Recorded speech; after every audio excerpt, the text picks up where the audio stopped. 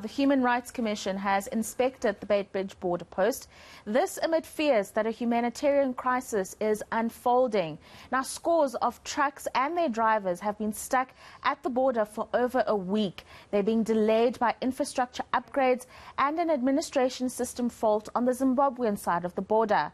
Manqoba Mchunu is there with more on that story for us. Manqoba, no doubt it's been a very frustrating time for drivers who've been stuck there for over a week now. But you're there and there are updates. There is some movement happening. But what have your engagements yielded?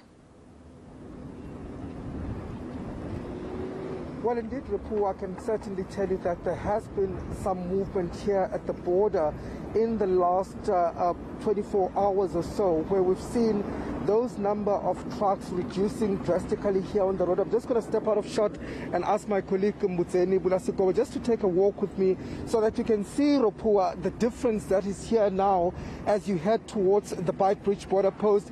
You can literally count the number of trucks that are here on the road. It is clear, and we can only say that there are just a few of them that are here. In fact, just driving here a short while ago, I think I counted just less than 20 trucks that are now on this road. And you can see that path leading to Beitbridge Border, which was heavily congested over the past week or so, has now been cleared. We understand that the trucks have been allowed to go in. They were given a pre-clearance by the Zimbabwean government, but also we do understand that there was a fast lane that was open to kind of process these trucks and to allow them to filter through to the Zimbabwean side. But we have been told by some of the drivers that in fact inside the border itself, the Zimbabwean border, that's where those trucks, many of them are still parking. They're still being processed there. You recall that there is now a new tolling system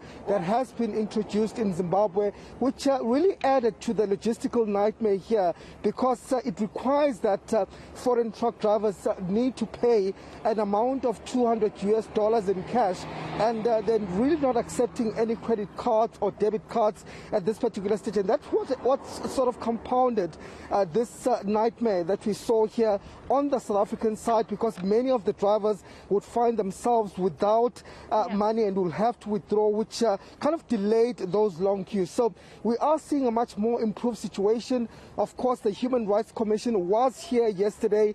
They came to assess the situation here at the border, and they're saying that South Africa would need to also apportion some blame, take a portion of that blame, because they should have also prepared in terms of the humanitarian crisis by trying perhaps to bring water tanks and even mobile toilets for these drivers who have been really complaining about some of the conditions here at the border. And I can tell you, Rupua, that the SAHRC is saying that they are also going to try and intervene and bring some sort of relief to these drivers that have been here.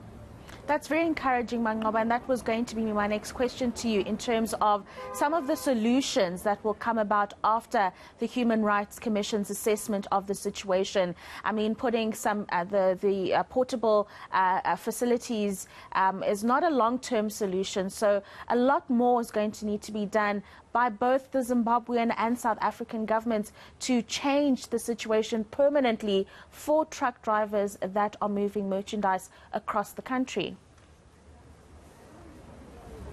Indeed. In fact, the Human Rights Commission saying that it will investigate this particular situation. It says that it wants to look exactly as to how South Africa responded to this humanitarian crisis. It says that was unfolding here at the border, saying that, you know, each and every year there is an issue with Beitbridge Border. So they want to find out exactly what is not being done correctly. What is it that needs to change with Beitbridge Border to avoid similar situations like this, even saying that, you know, why is South Africa not learning from other countries as to how they deal with their border control? So the SAHRC is saying that it's going to start an investigation, but in the meantime, we do understand that they will be speaking to provincial governments, which include some of the municipalities, the district municipalities here, to try and bring some ablution facilities, to try and bring about some water tankers here for the drivers who may find themselves here in the queue, because the fears are that this situation might repeat itself again. And in fact, I spoke spoke to Victor Madibula from the SAHRC, who's told me that he has already spoken to the Vembe District Municipality, and they're making a commitment that they will be bringing in some water tankers and that they will be bringing in some mobile toilets for the drivers. Of course, this is just a temporary solution for now, but in the long term, he says that hopefully they will be able to issue a report as the Human Rights Commission, which will sort of give, a solution or make recommendations of how to deal with the situation here.